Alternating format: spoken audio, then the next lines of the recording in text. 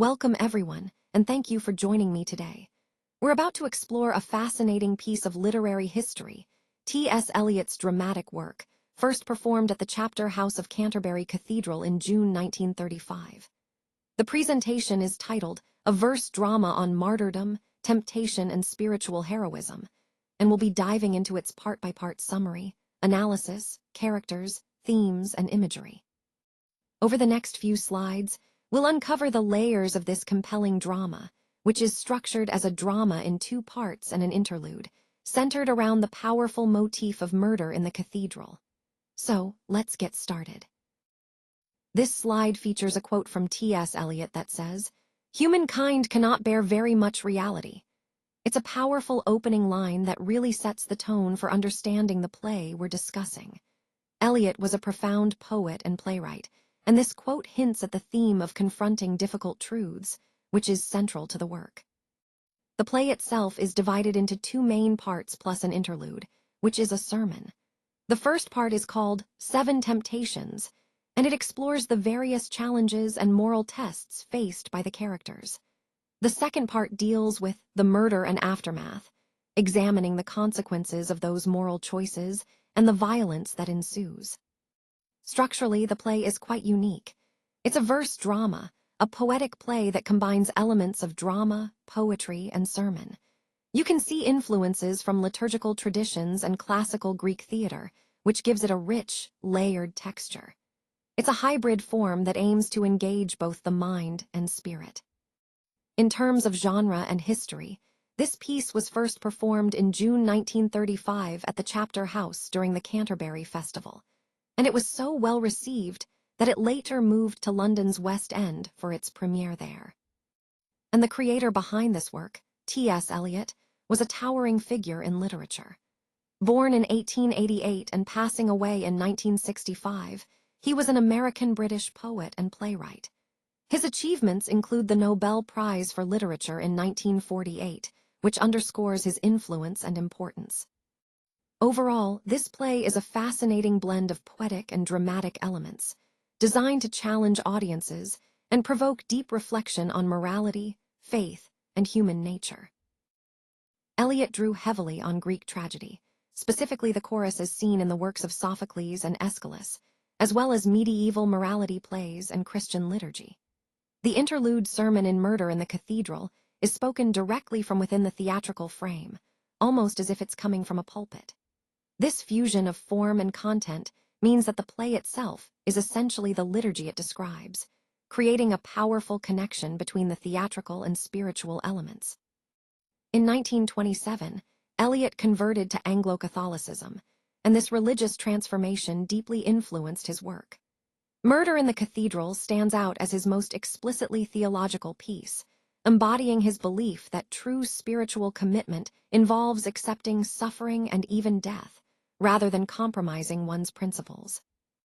Written in 1935, the play also speaks to the urgent issues of its own time. It implicitly addresses the rise of fascism, the persecution of the church under Nazi and Stalinist regimes, and the ongoing struggle between individual conscience and state authority. Beckett's martyrdom, while a medieval story, resonates with these contemporary struggles, emphasizing the timeless relevance of his sacrifice. The political context of the 1930s adds another layer of meaning. Eliot was commissioned to write this play for the Canterbury Festival in 1935, and it was performed in the very Chapter House where Becket was murdered. This choice of venue was both dramatic and spiritually significant, as it placed the audience directly at the site of the martyrdom, deepening the emotional and symbolic impact of the play. Regarding Eliot's commission, King Henry II aimed to extend royal authority over the church in England. Becket, who was once Henry's close ally and served as Lord Chancellor, became Archbishop of Canterbury and resisted this encroachment, upholding papal supremacy. Their conflict symbolized a fundamental struggle between church and state, one that was central in the medieval world and, Eliot suggests, remains relevant today. Thomas Becket was the Archbishop of Canterbury and a former close friend of King Henry II. He was murdered in his own cathedral by 4 knights, possibly acting on Henry's spoken wish to be rid of him. Becket was canonized in 1173, and for centuries he became a major pilgrimage destination, famously celebrated in Chaucer's Canterbury Tales. His story exemplifies the profound conflict between spiritual integrity and political power, which echoes throughout the play and connects to Eliot's larger themes of sacrifice and conviction. Now, on this slide, we see a lesser character stepping into the scene, the messenger or herald. This figure's role is to announce Becket's imminent return, setting the stage for what's to come. It's important because it builds the expectation and the underlying anxiety that hangs in the air before Thomas Becket makes his entrance. This moment might seem functional, but it's actually crucial for packing the play, helping us transition smoothly into the main action. Next, we have the representatives of the institutional church, the messengers who symbolize the church's political concerns. They're more focused on survival than on spiritual truth, which highlights the tension between worldly pragmatism and spiritual integrity. Their nervous, pragmatic attitude contrasts sharply with Becket's calm acceptance, emphasizing the different perspectives at play. They observe events from a distance, commenting on what they see but without full understanding, which adds a layer of complexity to the unfolding drama. Then we come to Becket's attendants, 3 priests and the Knights of Henry II. These knights will play a pivotal role later when they murder Becket.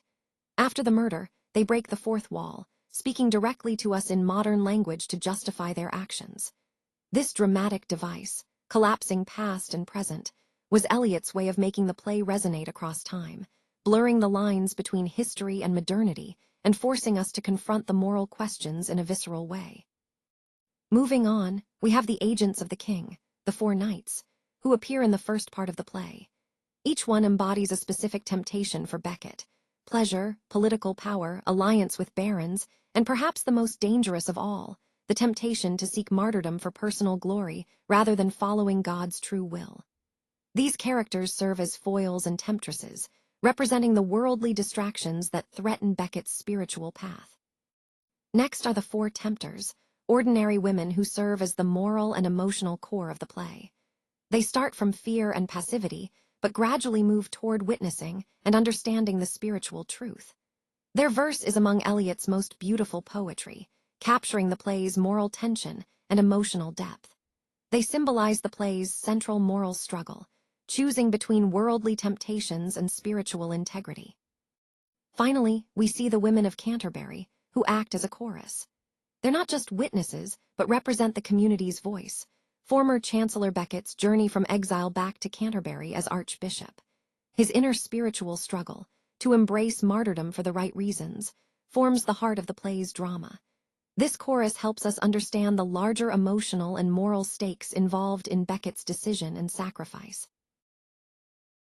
All right, let's look at this pivotal moment in the play. In January of 1170, we see the knights arriving from the king, symbolizing the direct threat and tension surrounding Becket. Despite being warned, Becket refuses to flee, choosing instead to face what unfolds.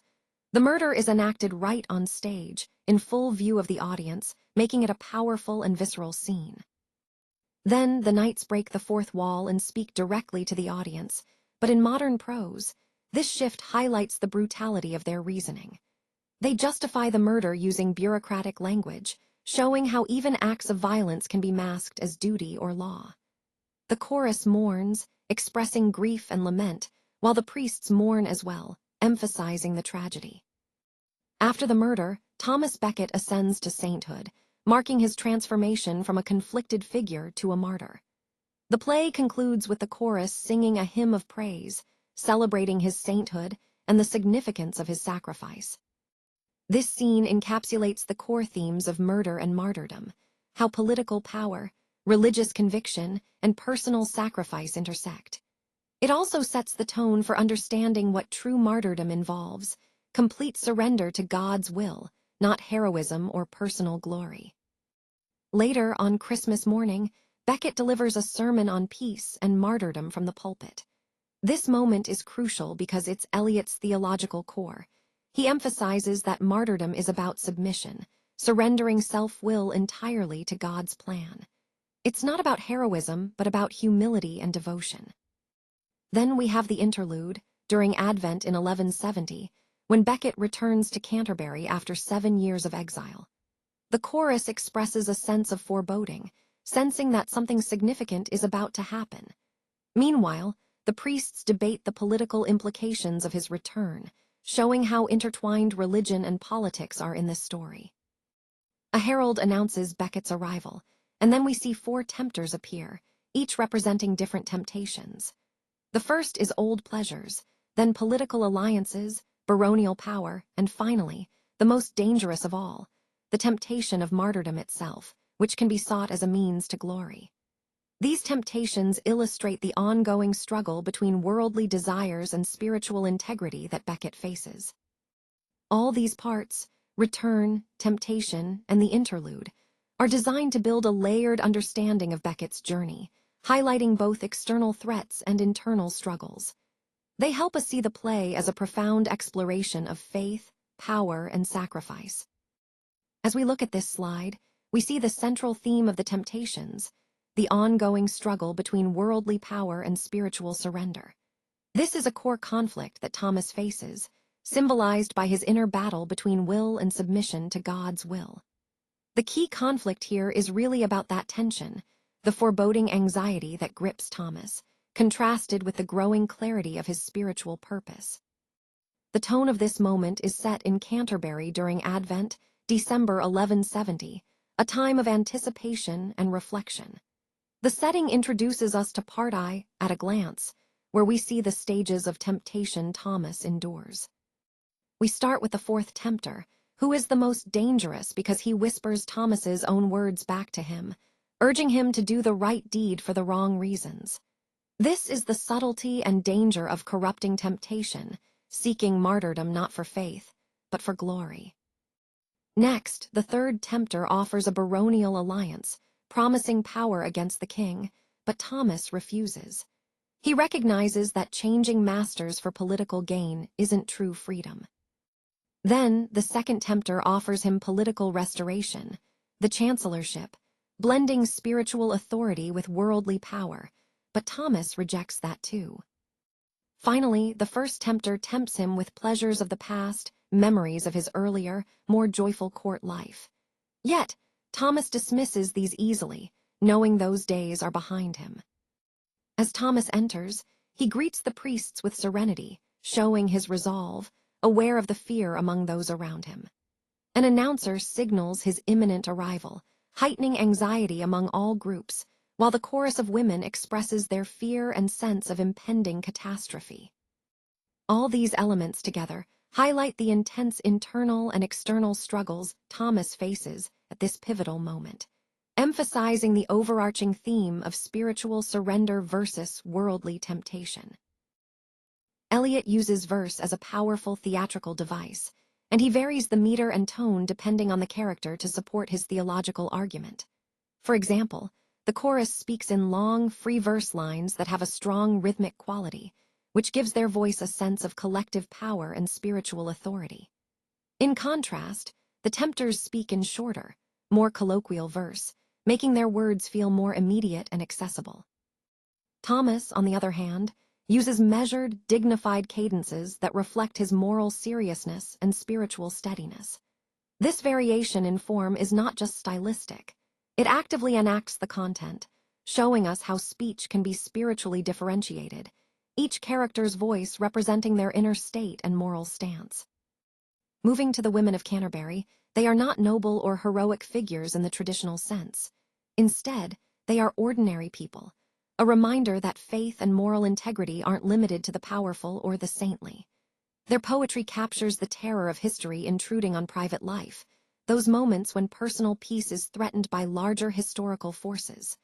Their simple plea, "We do not wish anything to happen," highlights their vulnerability. Interestingly, their reluctance makes them the most human and sympathetic voices in the play, emphasizing that ordinary people's fears and hopes are central to the moral landscape Eliot explores. Turning to the chorus, they serve as a collective voice that embodies suffering and shared human experience. Their speech underscores the unity of the community in facing adversity, reinforcing the play's themes of moral and spiritual struggle. Now, the fourth tempter stands out as the most dramatically original figure. He echoes Beckett's own words and thoughts, almost as if he is Beckett's shadow, representing that part of himself craving greatness, remembrance, sainthood. Eliot uses this figure to dramatize a crucial doctrine. Even virtuous acts must be purified of self-will to be truly holy. The fourth tempter embodies the danger of spiritual pride, the temptation to seek martyrdom for personal glory rather than genuine spiritual purpose. Eliot arranges the temptations in an order that increases in spiritual danger. The first three, pleasure, power, and alliance, are easier for Beckett to dismiss because he has already renounced them. But the fourth temptation is the most perilous because it's about doing the right thing for the wrong reasons, seeking glory or fame. Eliot highlights that this kind of pride could corrupt the entire act of sacrifice, showing us how subtle and dangerous spiritual error can be. Finally, looking at the structure of the temptations as ascending in danger, we see how Eliot carefully constructs this moral hierarchy. Each stage teaches us about the nature of true spiritual integrity, and how even seemingly virtuous motives require careful scrutiny. This structure underscores the play's overall theme, the importance of genuine humility and self-awareness in the pursuit of moral and spiritual truth. This slide explores the most subtle and perilous temptations faced by Thomas. Self-sought martyrdom, in particular, is a form of spiritual pride. It's about making God the instrument of personal glory. Eliot's key theological insight here is that true martyrdom requires the total abandonment of self-will. Now, what's the significance of this? It raises a profound question. Is there no way in my soul's sickness that pride could lead me to damnation? Essentially, it's asking whether even the noblest motives can become corrupted by pride. When we consider the response, it's clear. Deliberately seeking martyrdom is dangerous. Eliot describes it as the last temptation, the greatest treason, where one does the right deed but for the wrong reasons. It's a reminder that purity of intention matters deeply. Moving on to the offer, we see the temptation of spiritual pride and martyrdom itself. It's a subtle trap, where the desire for glory masquerades as virtue. Next, the tempter IV offers liberation through politics, trying to replace one master with another, promising freedom through political rebellion. But Thomas sees through this. The barons are serving themselves, not God. True freedom isn't about changing earthly allegiances, but about spiritual fidelity. The significance here is sharp. If the archbishop can't trust the king, how can he trust those working against him? It highlights the danger of alliances based on opposition rather than principle. The response is that aligning with rebellious barons for power is a kind of opposition-based control, which is ultimately unstable. The next offer is the baronial alliance, another political temptation, promising power through rebellion. But Thomas recognizes that power without God is empty. He's already chosen God's law above the king, emphasizing that spiritual authority surpasses earthly power. The significance, it asks us, "No, shall I who hold the keys of heaven and hell govern England alone?" It's a reflection on the divine authority entrusted to him. The response here is about maintaining spiritual and secular power in harmony, restoring the balance under the king's authority, not through rebellion. Then we have the temptation of worldly pleasure, an easier one to refuse because Thomas has already renounced a life of worldly delights. But this temptation is backward-looking, nostalgic for the past pleasures of court life, trying to establish a baseline of comfort. Its significance? It's a farewell to those old pleasures, an acknowledgement that nostalgia can be a trap, keeping us tethered to what we've left behind. The response is to reject the old friendship, pleasure, and the good times past, recognizing that such attachments can hinder spiritual progress. Finally, the first tempter offers the allure of worldly power, dangerous because it appeals to our desire for control. But Thomas recognizes that real power lies in God's law, not in worldly dominance. The significance? It emphasizes that power without God is hollow, and Thomas has already chosen divine authority over earthly power.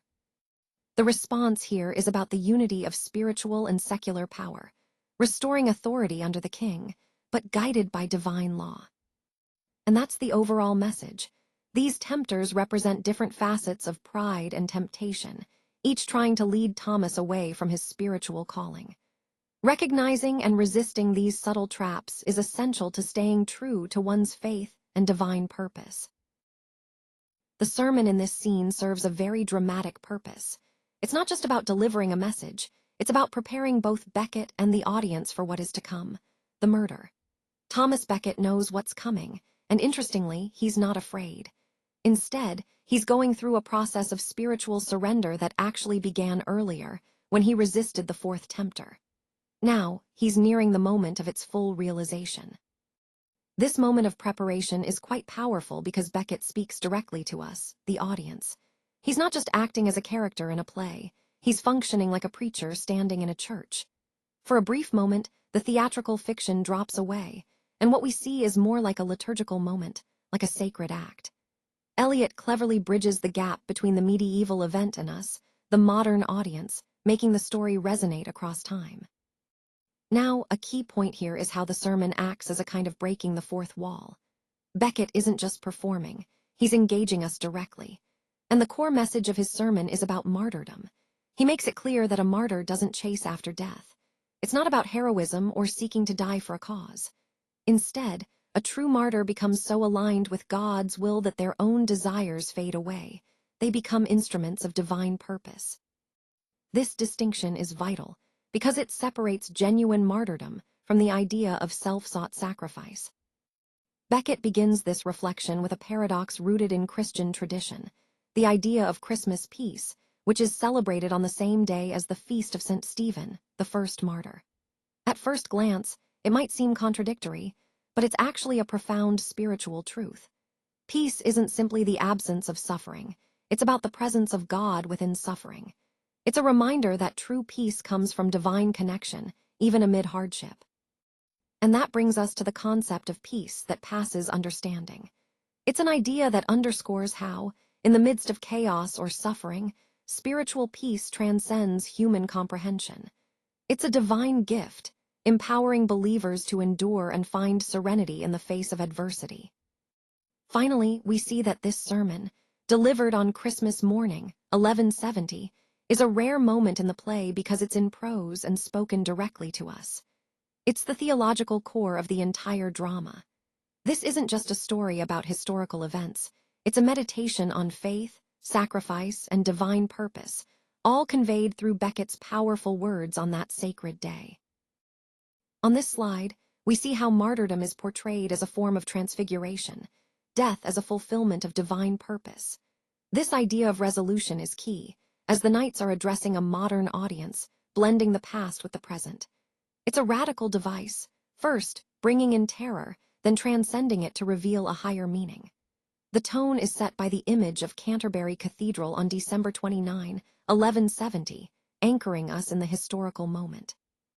Part 2 offers a quick overview. We start with the priests lamenting and praying, culminating in a hymn of praise, showing how Thomas's death sanctifies them. Then, the most radical scene occurs, the four knights stepping out of the historical drama to speak directly to us in modern prose, almost like a contemporary lawyer justifying their actions. We also see the actual murder, four knights striking Thomas down before the altar, with the chorus reaching its most intense and horrified lamentation. Before that, the knights had tried to arrest Thomas, but he refused to leave the sacred space, insisting on facing them there, demonstrating his unwavering faith. Thomas's calm refusal to submit, saying, "It is not Becket who speaks, but God through me," highlights his spiritual resolve. The four knights arrive bearing an ultimatum from King Henry: submit or face consequences. Meanwhile, the three priests are more concerned about the institutional repercussions than Thomas's soul, emphasizing the tension between faith and politics. Finally, the chorus senses imminent doom, their language becoming more visceral and intense, reflecting the physical and emotional suffering of the moment.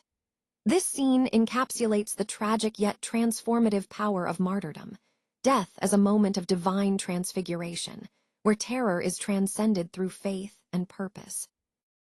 On this slide, I want to highlight how most dramas tend to resolve through action, whether that's solving a problem or changing a relationship. But in Murder in the Cathedral, the resolution comes through surrender. Thomas's complete submission to God's will shows us that the highest human achievement isn't actually doing something, but being done through, allowing oneself to be a vessel for divine purpose.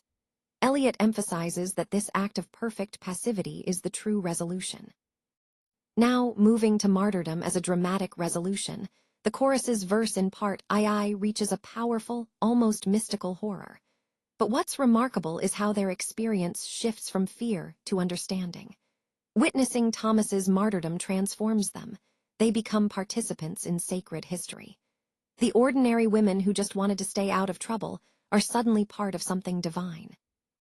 Regarding the murder scene itself, Eliot stages it with deliberate liturgical formality, almost like a ritual.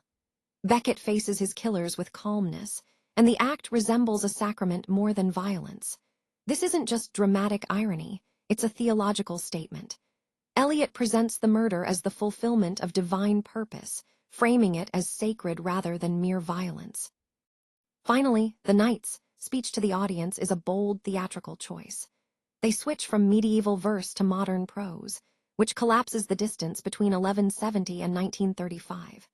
Their justifications for the murder, efficiency, order, stability, are disturbingly familiar, especially to an audience living under totalitarian regimes.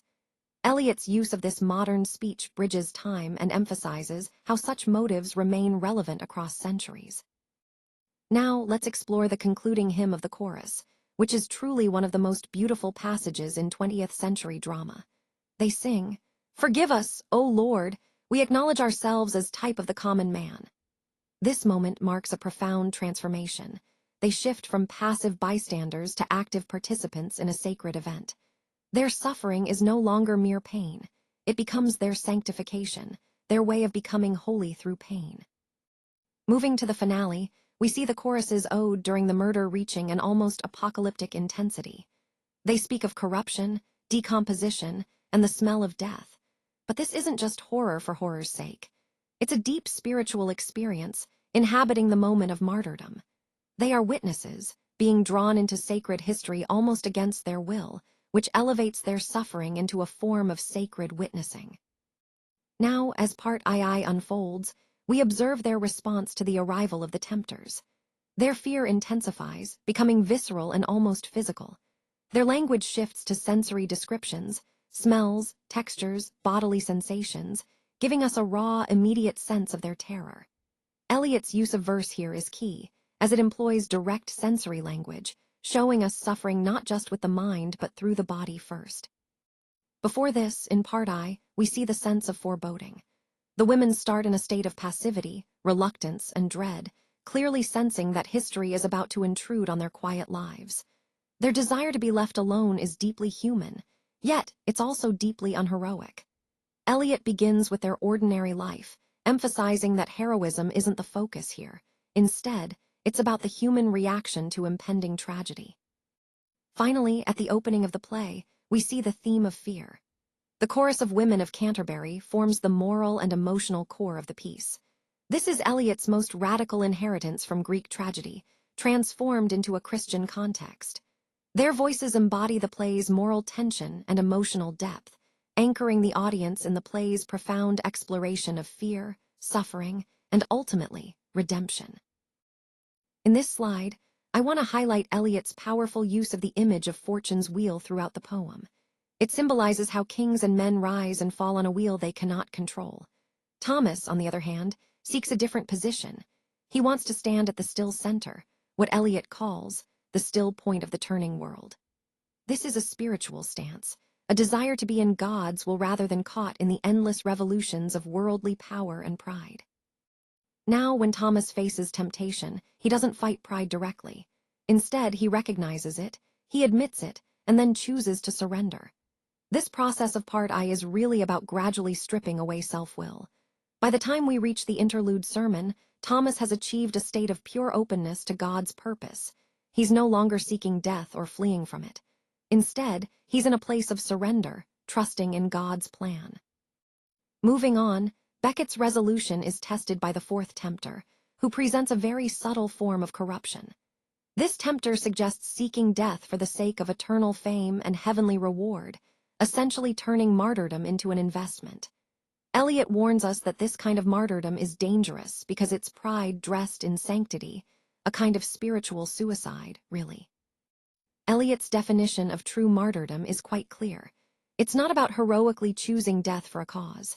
Instead, a true martyr is someone who has surrendered their personal will so fully to God's that dying isn't a choice made for glory, but something accepted as God's will. The act of dying becomes a response, not a pursuit. And I think the most profound point here is the quote from Thomas Becket in Part I. "The last temptation is the greatest treason, to do the right deed for the wrong reason." It reminds us that true martyrdom is rooted in pure motives, doing the right thing because it aligns with God's will, not because of personal pride or desire for recognition. That's the key distinction that Eliot emphasizes throughout this theme of martyrdom, self-will, and spiritual surrender. Becket is offered multiple opportunities to escape, but his refusal is not about stubbornness or a death wish. It's actually a profound theological statement. To run away would mean prioritizing bodily survival over spiritual truth.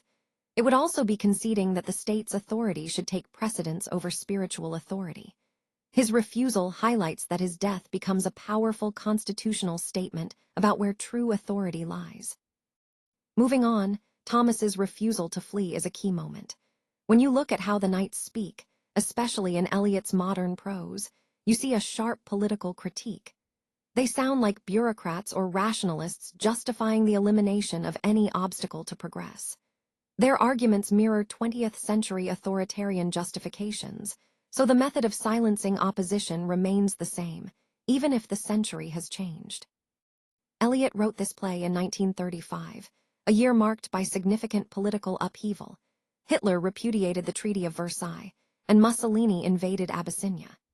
These events make the conflict between church and state feel very immediate and real, not just historical. European pastors and the Catholic Church faced real pressures and persecution, so Eliot's audience would have seen both medieval and modern parallels in this struggle.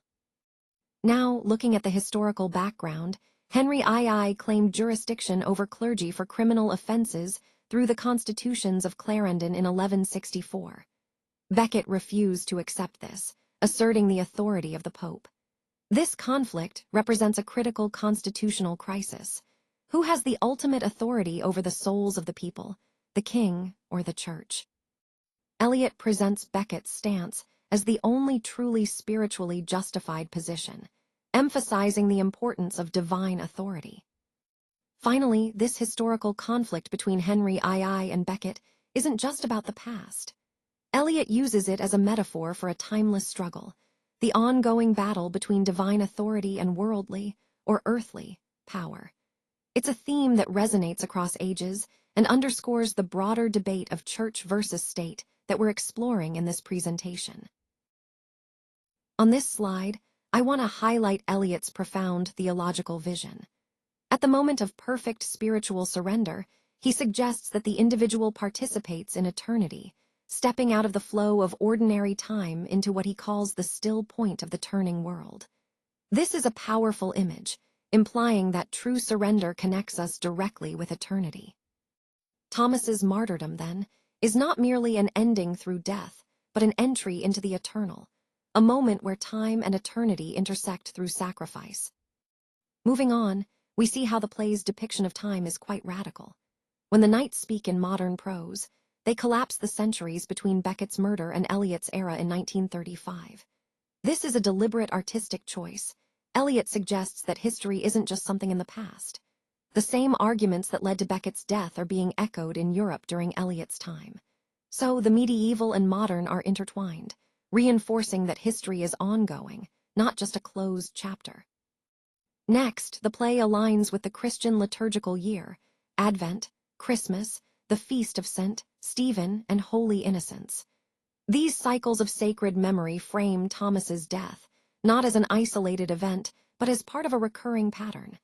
It reminds us that sacred history is about ongoing remembrance and spiritual continuity. Eliot also sets the play in a precise historical moment. December 1170 to January 1171. He's meticulous about historical accuracy, political details, actual words spoken, and the liturgical calendar. This careful grounding emphasizes that the story is rooted in real history, yet it also serves a larger theological purpose. Finally, Eliot's exploration of time in the four quartets ties into this. Murder in the Cathedral enacts his vision of history as eternally present, where moments of sanctification reveal the eternal within time itself. This underscores our overall theme. That time, history, and the eternal are not separate but deeply interconnected in moments of spiritual significance. On this slide, we see how the chorus's closing hymn functions as both a confession and a form of praise. They openly acknowledge themselves as a reflection of the common person, essentially claiming that they represent the human norm. Yet, this norm has been transformed by what they have witnessed, by their experience of suffering and sacrifice. Their final prayer isn't triumphant or boastful, but rather humble. It's the authentic voice of the sanctified ordinary, those who have been sanctified through their witness. Now, it's important to differentiate between Beckett's spiritual struggle and the chorus's collective experience. Beckett's is an individual journey, his alone to resolve, whereas the chorus embodies the collective faith of the community. Their role isn't necessarily to fully understand the suffering, but to endure it and bear witness. Together, they form the church, the body of ordinary believers supported and inspired by the martyr's example. As their suffering deepens, the chorus's language becomes more beautiful. This is Eliot's way of illustrating his theological aesthetics, that genuine suffering, when accepted and truthfully witnessed, can become a form of prayer. Their anguish isn't dismissed. Instead, it's transfigured into something sacred, a higher form of spiritual expression. Moving to the women of Canterbury, they don't actively seek martyrdom. Instead, they find themselves pulled into its orbit simply because of their proximity. Their suffering is vicarious and involuntary, meaning they become witnesses not by choice, but by circumstance. Eliot suggests that this is the condition of ordinary humanity when faced with sacred history. We don't choose to witness, but we inevitably do. Finally, the journey of the chorus, from fear to sanctification, illustrates Eliot's broader point. That shared witness to suffering is a form of spiritual participation. The community is transformed through what it endures together. This collective suffering and witnessing forge a deeper connection to faith, emphasizing that suffering, when shared and witnessed authentically, unites and sanctifies the community as a whole. On this slide, we see how the knights believe they are acting out of free judgment, guided by rationality, the public interest, or political necessity. But Eliot's drama reveals a different truth. Their actions are actually a form of ultimate servitude. They are tools of worldly power, trapped in a cycle of violence they can't escape. Their elaborate justifications of free will mask a deeper captivity to self-interest. Moving to the women of Canterbury, they embody the opposite spiritual condition. They resist involvement, preferring to stay outside of history, yet they too are drawn toward the center. Their resistance and eventual transformation suggest that surrendering self-will is a process that can start even when we're unwilling, and it can be completed through endurance. It's a powerful reminder that surrender isn't always a sudden act. It can be gradual. Next, we consider the chorus's unwilling participation. The sermon teaches that martyrdom is about aligning human and divine will, not because God overrides us, but because, through surrender, we become so fully aligned with divine purpose that our personal self-interest disappears.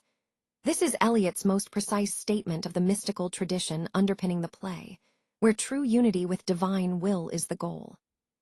In Thomas's speeches in Part II, we see a state of perfect spiritual readiness. He's neither eager for death nor afraid of it. Unlike the tempters, who act out of personal gain or glory, Thomas has moved beyond personal calculation. He's simply available to God's purpose, showing a deep trust and surrender to divine will. We then contrast the wheel of fortune with the still center. The wheel represents human life caught in cycles of rising and falling, driven by self-will and circumstance. The still center symbolizes the point of perfect spiritual repose within God's will. Thomas's journey is from the chaotic periphery of the wheel toward this calm, centered place, a metaphor for spiritual awakening. Thomas's choice to stay and not flee is a conscious act of surrender. He chooses to relinquish control and place himself in God's hands. Eliot explores a fascinating paradox here. The fullest exercise of freedom is actually the voluntary giving up of self-determination.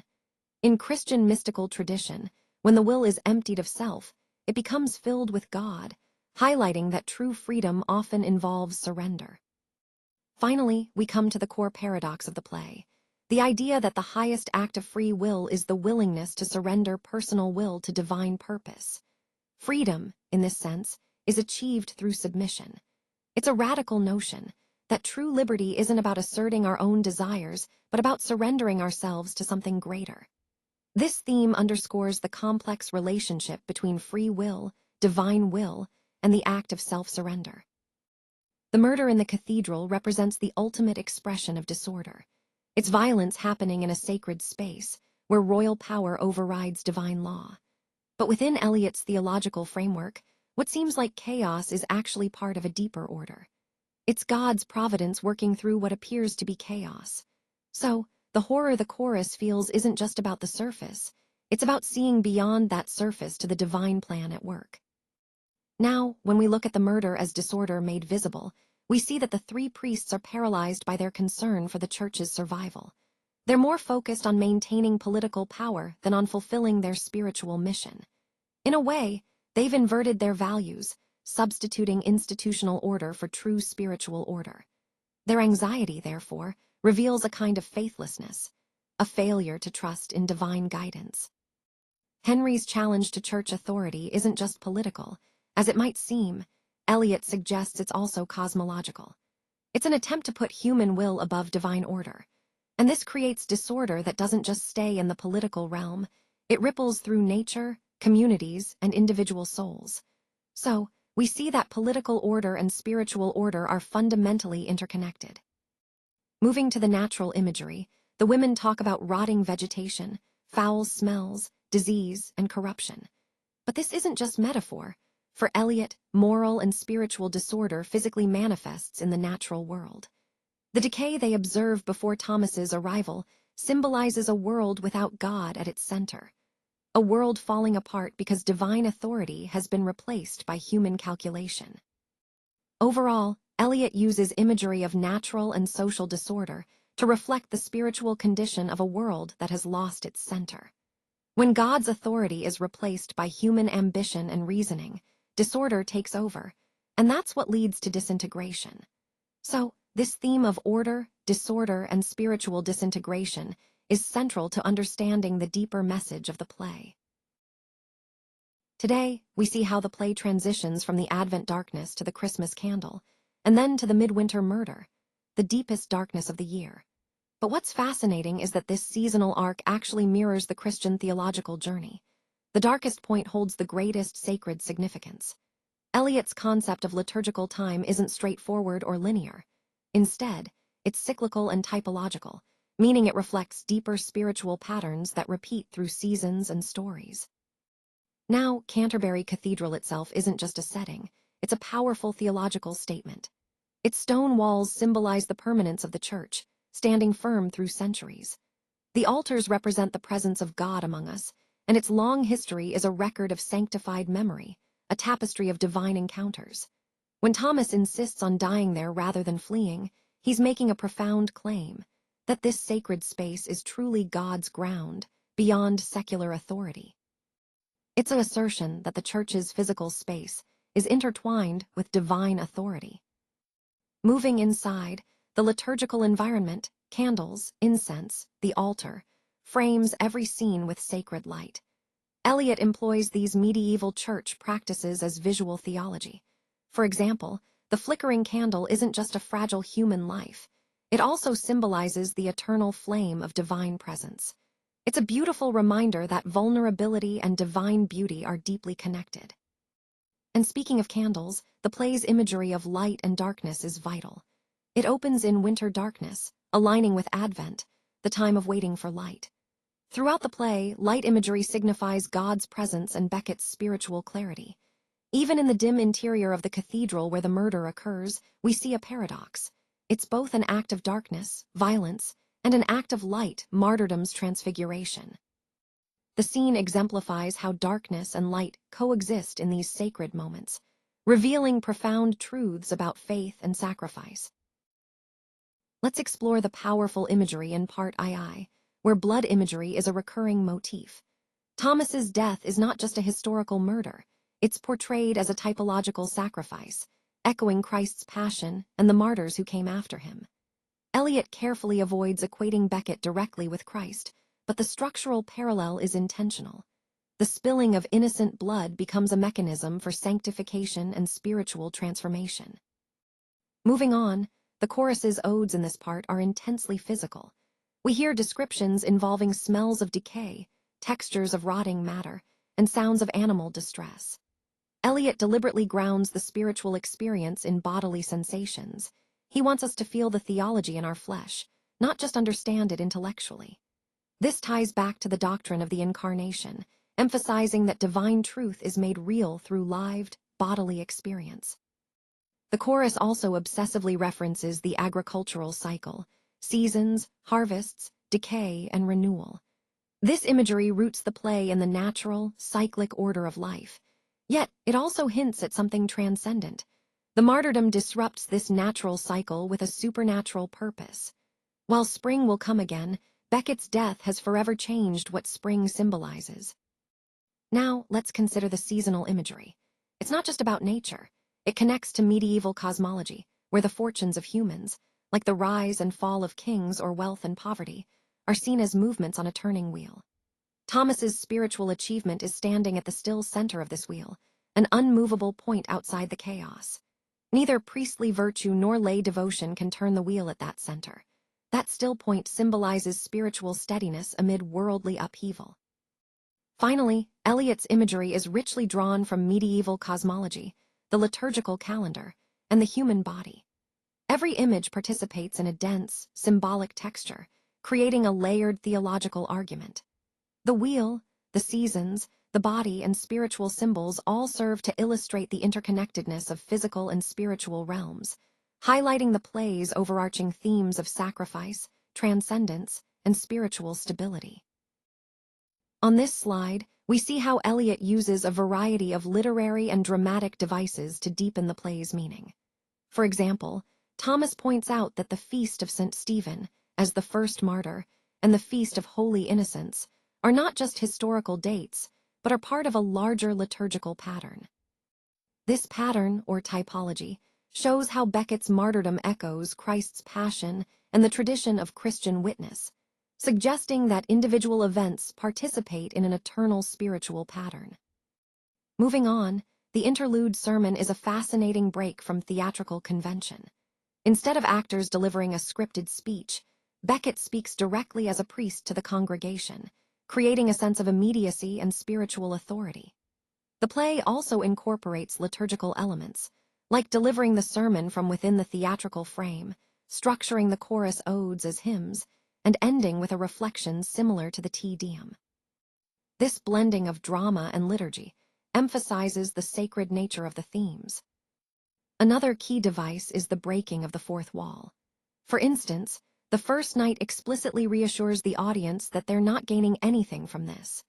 This moment where characters step out of the historical drama to speak directly to us is Eliot's most radical theatrical device, reminding us of the play's spiritual message beyond just the historical story.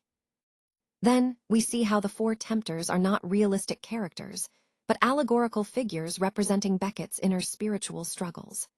Drawing on the medieval morality play tradition, these tempters stand for different spiritual temptations or categories, making the conflict more about a universal moral and spiritual battle rather than individual psychology. The women of Canterbury serve as a framing device. They open and close the play and chart the spiritual journey from fear to praise. Eliot uses their voices like a Greek chorus. They are both participants and observers, emotionally engaged and narratively guiding us through the story. Their role emphasizes the communal and spiritual aspects of the play. Speaking of the chorus, Their odes are written in long, irregular, rhythmically powerful lines, contrasting with the tempter's tighter, more worldly verse. The entire play, apart from some speeches, is in verse, and this variation in form reflects the spiritual state, more formal and sacred versus more worldly and tempting. Finally, the overall use of verse drama allows Eliot to map different spiritual conditions through different speech patterns. The formal cadences of Thomas reflect his spiritual authority, while the tempter's colloquial lines show their worldly nature. This careful manipulation of form and content helps us understand the play's deeper spiritual and moral messages. Now, let's look at Thomas's spiritual journey as outlined here. It begins with his confident return, where he feels assured in his faith and purpose. But this confidence is soon challenged by the temptation of pride, which can subtly creep in when we feel victorious or self-assured. Next comes the moment of spiritual freedom. This is where Thomas truly surrenders his self-will, letting go of personal ambition and ego. Paradoxically, it's in this act of surrender that he finds the greatest freedom. His martyrdom then becomes not just about dying for a cause, but about fulfilling his spiritual calling. He's no longer a victim, but a witness, a testament to authentic faith. The play concludes with his spiritual vindication, symbolized by the chorus's hymn of praise. This contrasts sharply with the hollow justification the knights cling to, emphasizing that true glory comes from spiritual integrity, not worldly validation. Moving on, after facing and overcoming these deep temptations, Beckett delivers the Christmas sermon from a place of genuine spiritual freedom. He's not seeking death, nor is he afraid of it. He's simply available, like an instrument ready to serve without an agenda. Now, this brings us to the most intense part of his journey, the confrontation with the fourth tempter. This is a crucial moment, his own spiritual ambition reflected back at him. It's a test that makes him question whether his apparent surrender to God might actually be a form of pride. This is the spiritual climax of the play, the point where his faith is truly tested. Finally, we see Thomas's arrival from exile, outwardly certain of his path. But as the first part shows us, that certainty isn't yet fully pure. He still needs to confront and defeat the temptation of self-willed martyrdom, an essential step to achieving authentic spiritual surrender. This entire arc highlights the profound journey from confidence to humility, from pride to genuine spiritual freedom. It reminds us that true surrender is a continuous process, often tested at our most vulnerable moments. In this final slide, we see the culmination of the play's themes of transformation and spiritual awakening. The chorus has evolved from a state of fear to bearing witness, and ultimately to becoming a sanctified community. Their self-identification as the common man emphasizes that what they've experienced is a universal human encounter with the sacred, highlighting the play's message that spirituality is accessible to all of us. Moving to Thomas, we see his complete surrender to divine will. When he says, "Forgive us, O Lord, we acknowledge ourselves as a type of the common man," it marks a key moment. He's no longer asserting his ego or personal power. Instead, he's become an instrument of divine purpose, emptied of self, embodying spiritual humility. Thomas's declaration, "It is not Beckett who speaks, but God through me," underscores this transformation.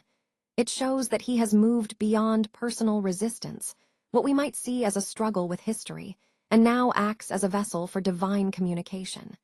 This shift from individual to divine voice is central to his spiritual journey. The chorus's earlier desire for privacy, expressed through, "We do not wish anything to happen," reveals their initial reluctance to engage with the chaos of history and change. Their wish to live quietly and avoid notice reflects a natural human desire for stability, but Eliot points out that such avoidance is ultimately inadequate spiritually.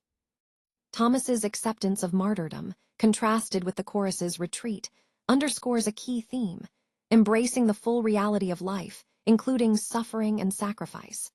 Eliot's line, "Humankind cannot bear very much reality," encapsulates this idea, highlighting that confronting the truth is difficult but necessary for genuine spiritual growth. Finally, Thomas's reflection that The last temptation is the greatest treason. To do the right deed for the wrong reason reminds us that morality isn't just about actions, but about motives. Performing virtuous acts for self-glorification corrupts the spiritual integrity we seek. It's a powerful reminder that true morality requires pure intent, especially when facing temptation. Together, these quotes and ideas underscore the play's core message. Genuine transformation demands humility, surrender, and authenticity in our motives, leading us toward a deeper understanding of the divine within and around us. Let's take a closer look at the productions and adaptations of this work. It has been staged repeatedly in Canterbury Cathedral itself, which adds a powerful sense of history and tradition to the performances. In 1964, Richard Burton starred in a film adaptation titled Becket, which was based on a different source but brought the story to a wider audience. The play has also seen numerous revivals at prestigious institutions like the Royal Shakespeare Company and the National Theatre, and its influence extends worldwide. An interesting note is that there was a filmed version in 1951 starring Donald Pleasence, further highlighting its significance in theatrical history. Moving on to the critical debate surrounding the play, post-war critics often interpreted it as an anti-totalitarian argument, which shows how the work resonates with broader political themes. One of the most discussed aspects is the knight's speech.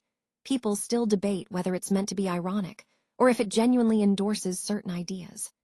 There's also a counterview that regards the chorus odes as some of the finest dramatic poetry, emphasizing the play's poetic strength. However, some critics have argued that it can be quite theologically abstract, making it challenging for audiences to connect with on a more immediate level.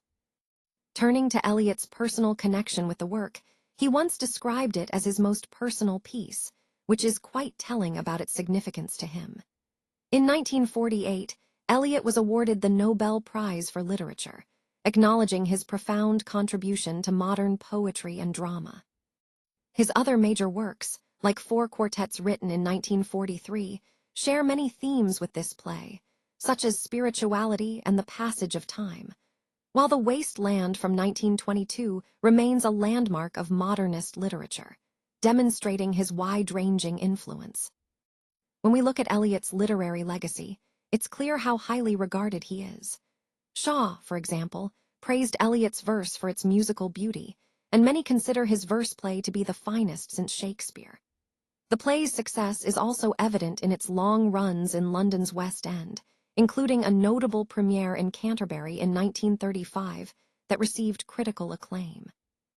Overall, the initial reception was very positive, establishing the play as a significant and enduring work in both literary and theatrical history.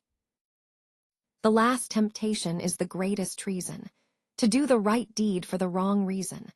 This quote really gets to the heart of Eliot's themes, challenging us to consider the true cost of moral integrity. This line was first performed in Canterbury in 1935, and Eliot's work was recognized with the Nobel Prize in 1948. Also, it's worth noting that Thomas Becket, the figure who inspired the play, was canonized in 1173.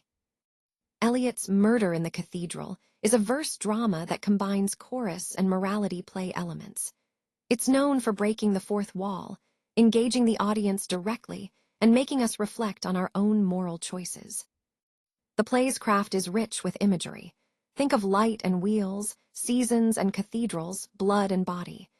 These symbols deepen the themes of martyrdom, the church versus the state, and the interplay of time and divine will. Thematically, the play explores temptation in Part I, an interlude with a sermon, leading into the tragic act of murder in Part II. Structurally, Eliot's masterwork endures because it asks a universal question: what does it really cost to be fully human before God? And it doesn't offer easy comfort. Instead, it shows us the terrifying beauty of complete self-surrender. In a century marked by totalitarianism and spiritual crises, this isn't an easy or safe drama. It's demanding, pushing us to confront difficult truths about morality, faith, and sacrifice. So, as we consider this quote and the play as a whole, Remember that Eliot challenges us to reflect on the true motives behind our actions and the profound costs of moral integrity in the face of power and temptation.